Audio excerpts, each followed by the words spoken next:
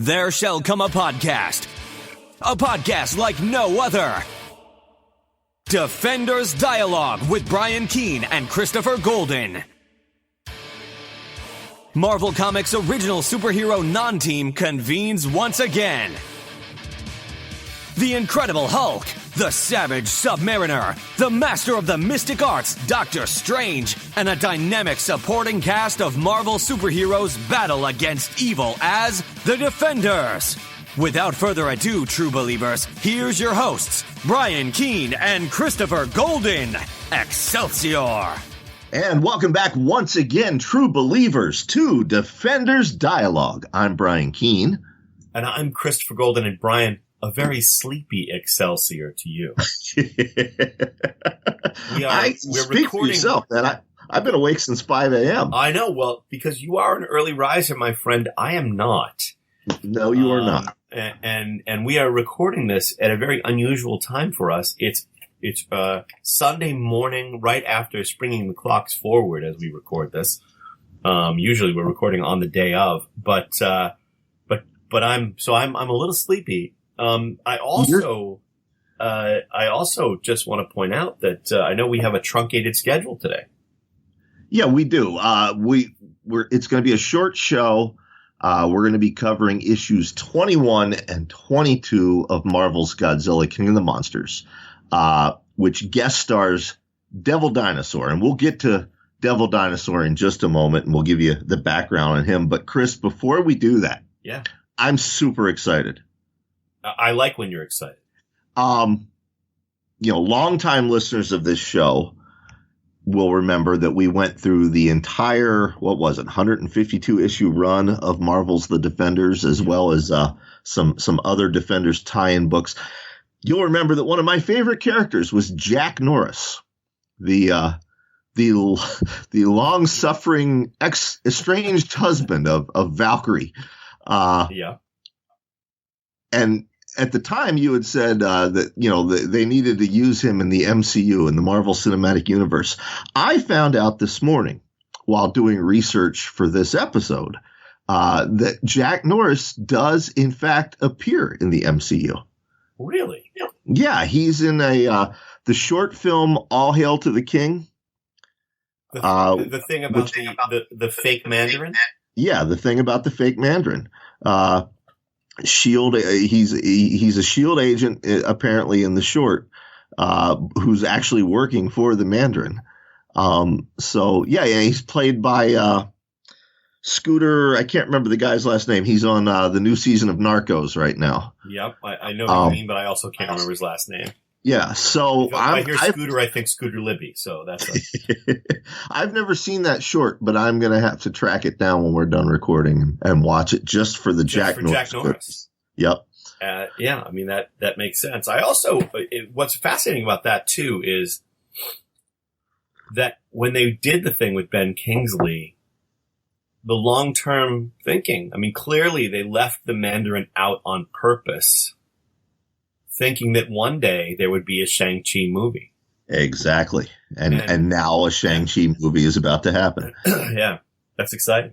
I have a question for you. Yes, because we're the same age and we both try to be good men, but you certainly have your thumb on the pulse of society in ways that I don't. Oh, no. I am calcifying. I'm scared of this question.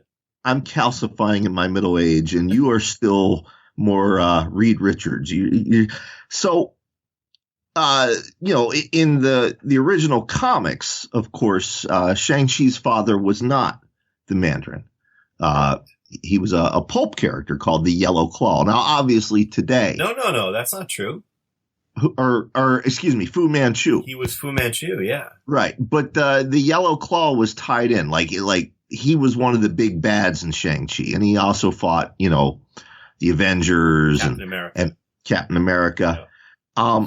Obviously, you're playing with a loaded stick of dynamite if a Marvel writer was to use that character today. But do you think there's any conceivable way they could get away with it? Or is it just going to... think they could get away with calling a character the Yellow Claw? Yeah, like, is there a way they could write it and still use that character? And well, they could just use his real name and not call him the Yellow Claw. Did he have a real name? I'm sure he did. Okay, see, I don't know. Yeah. It's the Red Skull had a real name. This walk down weird memory lane. He wasn't born and called the Yellow Claw by his mother.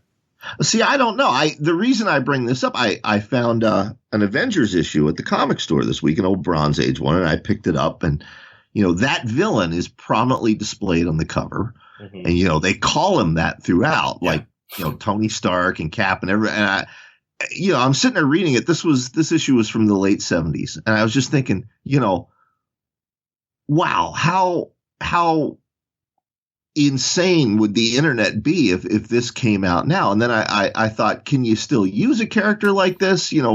What could a writer do with the character like that? It's just an interesting thought puzzle for me. Well, it's also interesting because it brings up something that I think is really fascinating and that hasn't gotten enough study, which is the sort of shifting mores or the advancing mores of a society, right? Because we now look at the idea of calling a character the Yellow Claw, and we're like, oh my God, that's horrifyingly racist. And yet, the collective consciousness, if you will, of the society at the time, certainly didn't think that, or they wouldn't have done it, right? That doesn't mean that Chinese people did not think that the Yellow Claw was racist. It just means that white people who were writing all of these comics, it wouldn't have occurred to. And again, Marvel Comics was socially progressive. Oh yeah, absolutely they were. So the fact that this group of people who were socially progressive were presenting characters who were what we currently view as undeniably racist characters, even in coloring. Like if you go back and you look at the coloring in Master of Kung Fu, the way the characters were colored was racist.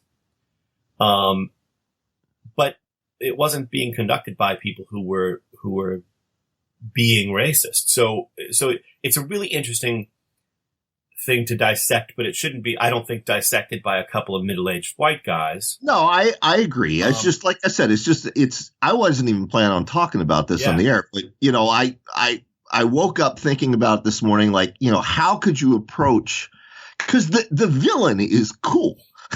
Right. No disagreement from me.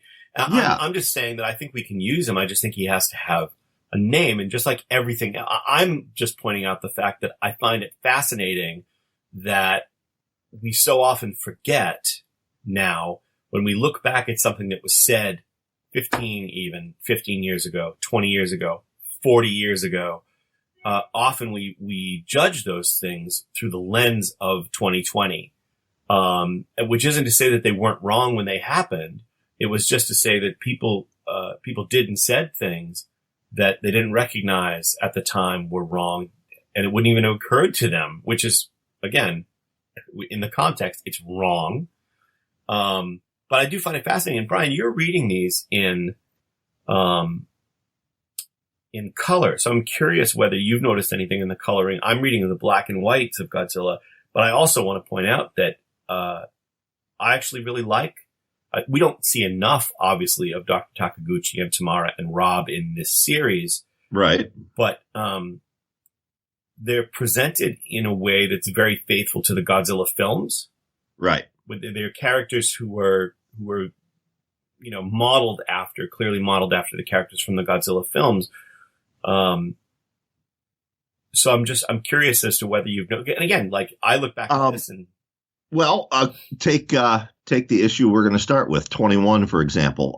In flipping through it here, I'm trying to think of a way to say this that isn't going to get me in hot water. Mm-hmm. If you're referring to skin tone, yes. Both the Japanese characters and the American Caucasian characters are colored exactly the same.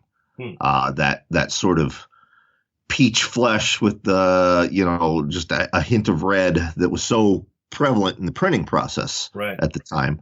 The only ones who are colored any differently are Gabe Jones, who's a S.H.I.E.L.D. agent of color, right, and of course Ben Grimm, the Thing, and Godzilla himself. Right. Yeah.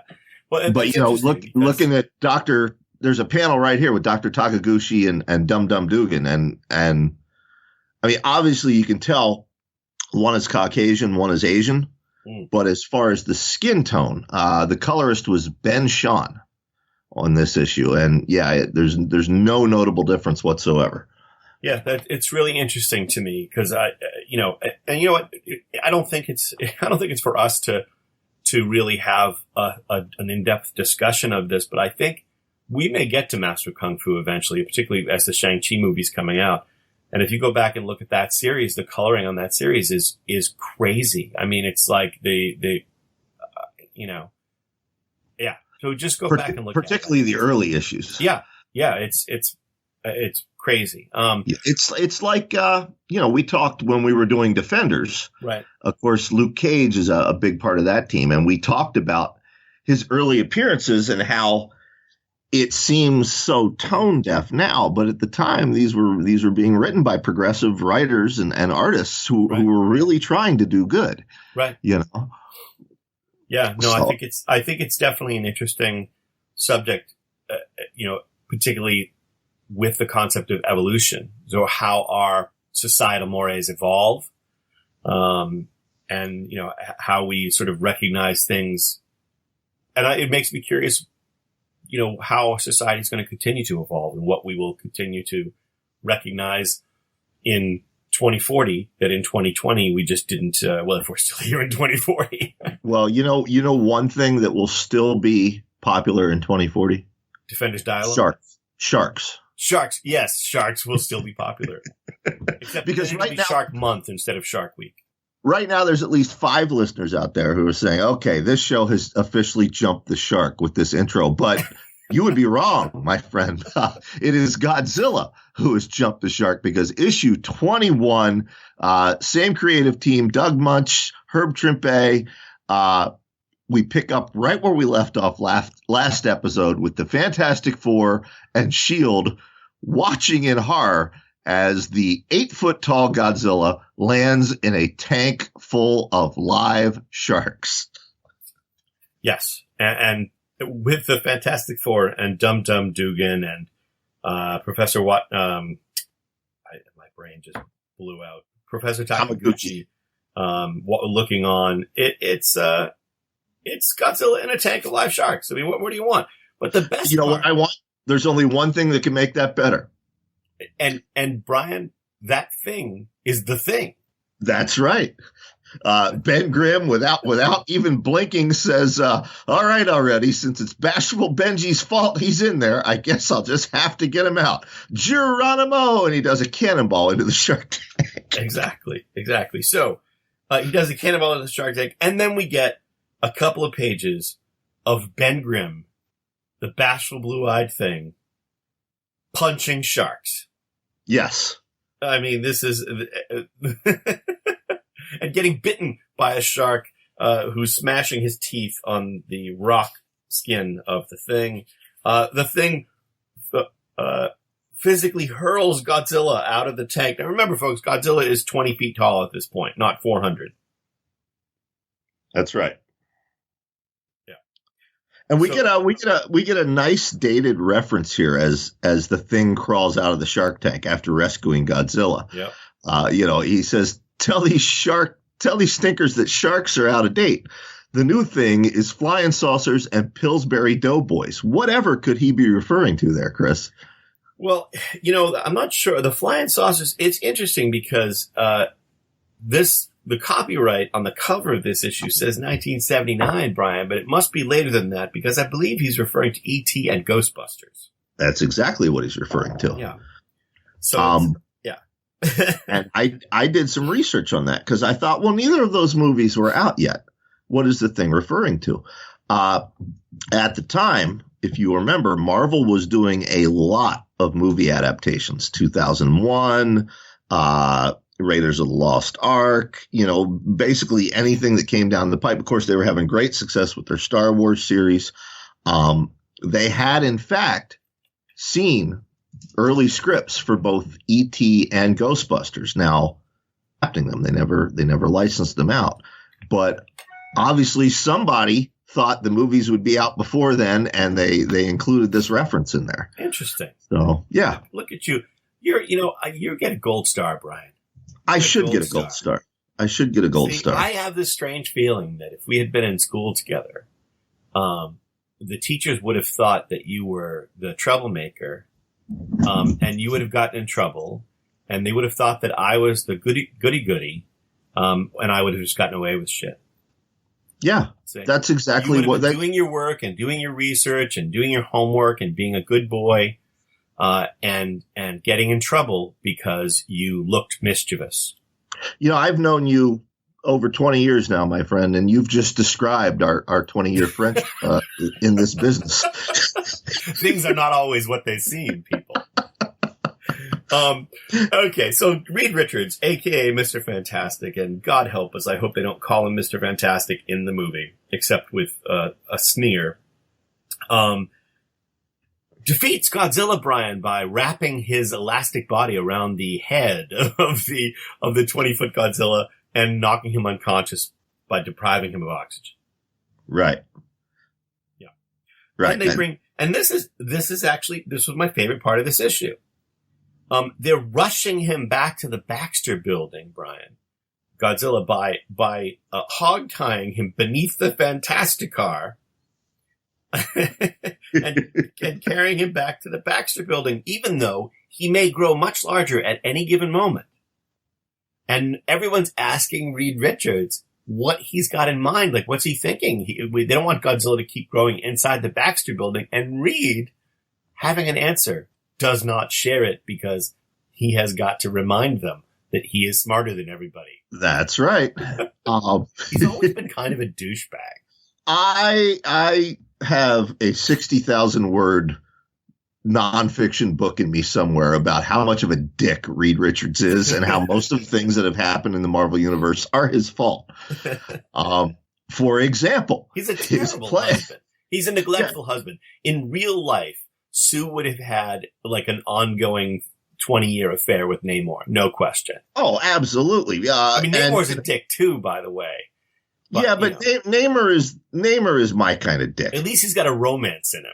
Yeah, he's got swagger because he can back it up. Yeah. My biggest, boy, we're really off track now. My biggest pet peeve with Reed Richards has always been what a shitty father he is. Fatherhood's everything to me. Yeah. And, your son is the most powerful being in the universe. Don't pay attention to him. Yeah. What the fuck are you doing, dude? Yeah, he's a terrible father. He's a terrible husband. He's not a good friend. He's not even a good drinking buddy. And he's not even a good problem solver because his solution, and we're just going to jump ahead and spoil it for you, is to use Dr. Doom's time machine to send Godzilla back to the Mesozoic era, 900 million years in the past. Yeah, and one would think that Reed Richards would at least take half a second, or someone in this story would take half a second to have the thought I had, which is, maybe I don't want Godzilla in the gene pool at the beginning of fucking time. No. Maybe that would change things a little bit if Godzilla was banging dinosaurs 900 million years ago. It might change things. Exactly. Well, it works. Godzilla is sent back in time. We get a beautiful couple of pages here that Doug Mensch wrote from Godzilla's point of view, and it's probably my favorite part of this issue. And then we meet a bunch of primitive men.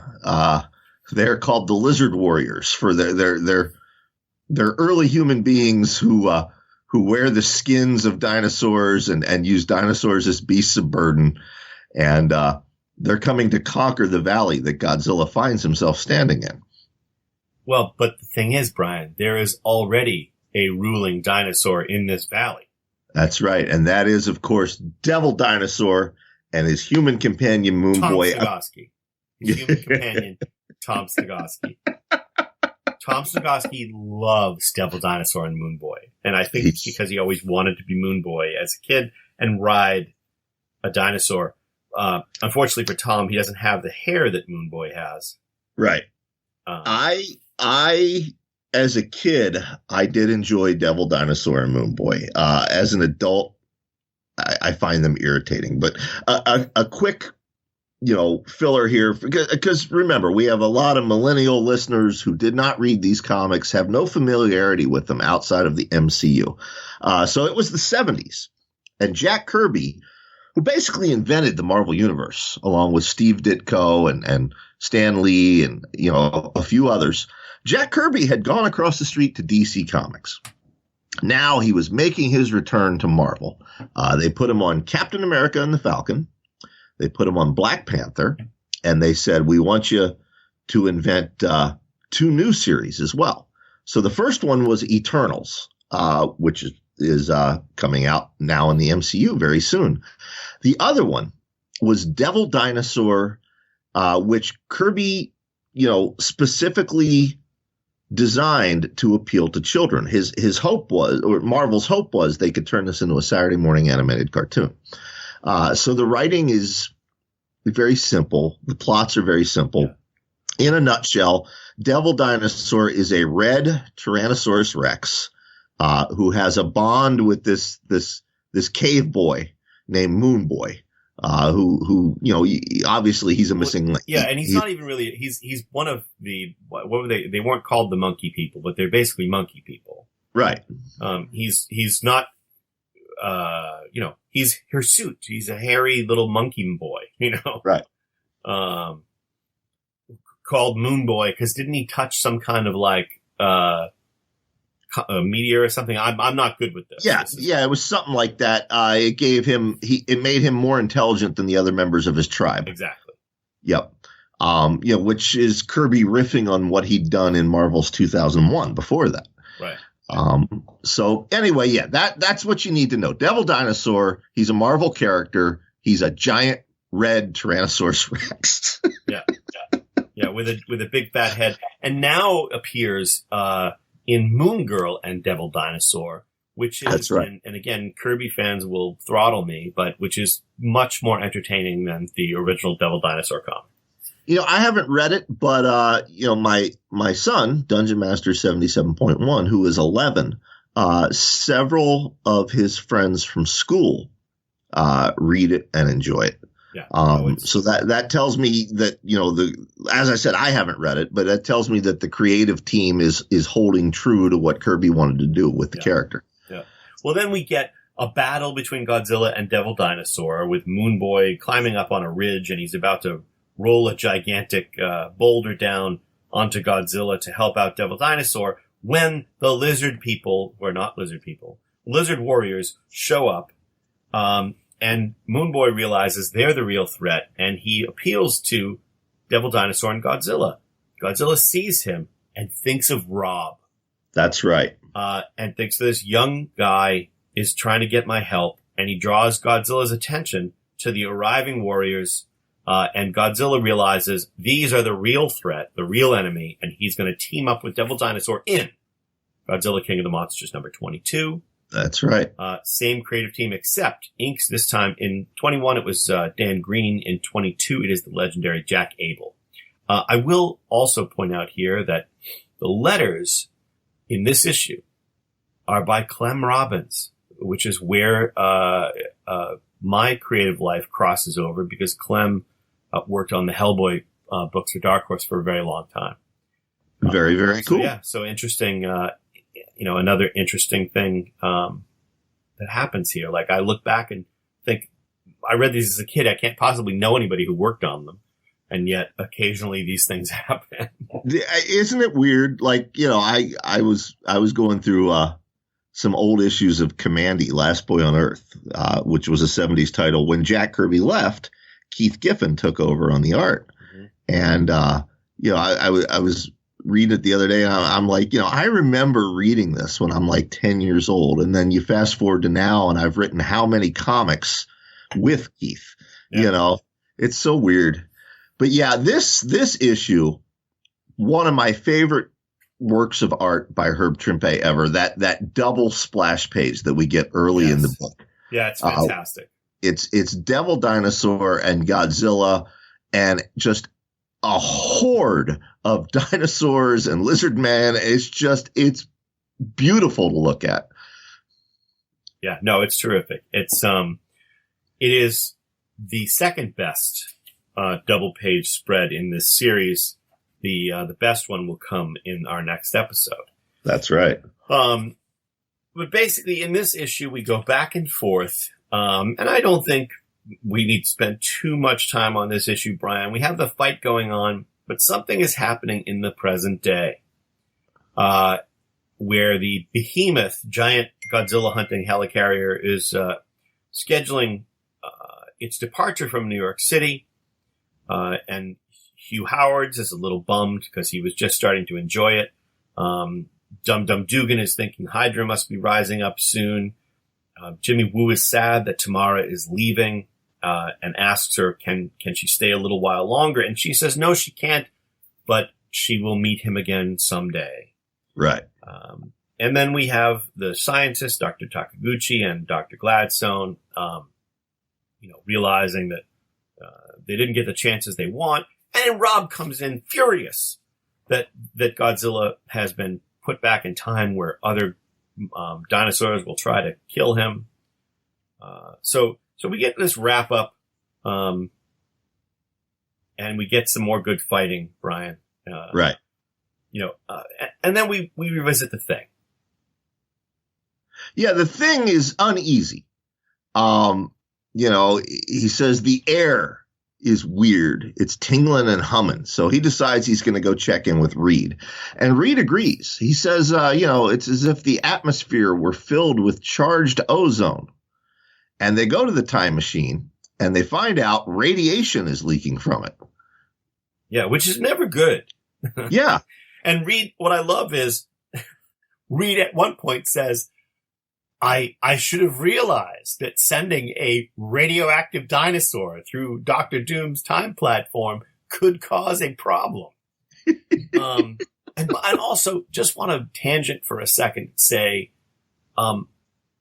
Fantastic Four fans will not be happy with me, but the best use of Dr. Doom's time platform, I believe I mentioned in the previous episode, is in Marvel team up with Spider-Man, with him jumping around and Cotton Mather and all that. Cotton Mather story and the Killraven story and all that stuff. So good. I have a pitch that I won't talk about on the air. You know what it is, that involves Dr. Doom's time machine and several of those characters. But I won't tell it to anybody but an editor at Marvel, and none of the editors at Marvel can figure out which group it would fall under. So I never get a chance to pitch it. Well, so Moon Boy is talking to the Hag, who apparently is some kind of witch from this era, and trying to figure out what to do about Godzilla. Yep. Moon Boy thinks that Godzilla has been sent by the good spirits, not what Moon Boy thought when Godzilla first showed up. Then we go back to the present day. That's right, where Reed has figured out that the time machine might simply explode. The best thing that can happen is that the time machine will induce a slingshot effect, rejecting Godzilla's irradiated form and hurling him back to modern time. There's a small problem with that because Godzilla has continued to grow. That's right. So Reed sends Johnny to evacuate the most populated spot in New York City, Times Square, and then uses his stretching ability to reach all the way from the Baxter Building to Times Square to deposit Dr. Doom's time machine. And just in time, because, Godzilla vanishes from the past and materializes in downtown Manhattan, and now he's back to full size. In Times Square. Yep, he is the king once more. And now, Brian, I know we'll talk about this next issue, next episode. But just take a moment to gaze upon the glory of the cover of Godzilla 23, where finally the Avengers encounter Godzilla. That's right. Finally, you get to, Tony Stark's ghost has been all over this comic for 22 issues.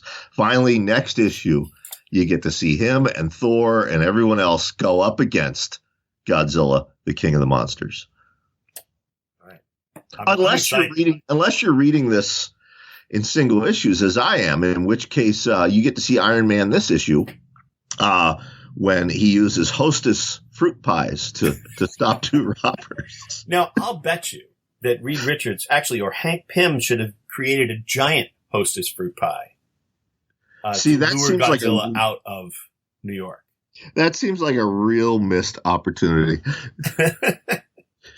And again, I just thought of our connection to Ghostbusters. Try to imagine Twinkie 25 feet long. Anyway, on that note, all right. Another reminder, though, Brian, to folks that after the next episode, we will begin reading Supervillain Team Up. This is your opportunity to pick up those issues or that collection. We do not promote these collections. We're not getting any income from Marvel. Nobody's advertising for the Supervillain Team Up collection. In fact, Marvel would probably prefer that is what we will be reading. Yeah, Marvel would actually probably prefer that we stop talking about these. But yes. No, they wouldn't. I mean, look, people are hunting these things down. The 3 people who listen to our show. That's right. But one thing we will promote. We are in the midst of switching engineers. As we said in the last episode, we're switching networks. So I want to give a shout out to both our engineers. First of all, Tom Clark, his novel Good Boy is on sale right now. And our new incoming engineer, Matt Wilderson, his new collection, Horrors Untold, volumes 1 and 2, both on sale right now. Support them. Check them out. We love them both equally. And, Chris, that's all I have. Do you have anything for the listening audience? Brian, I am now much more awake, and I can say, Excelsior, true believers. See you next week, folks.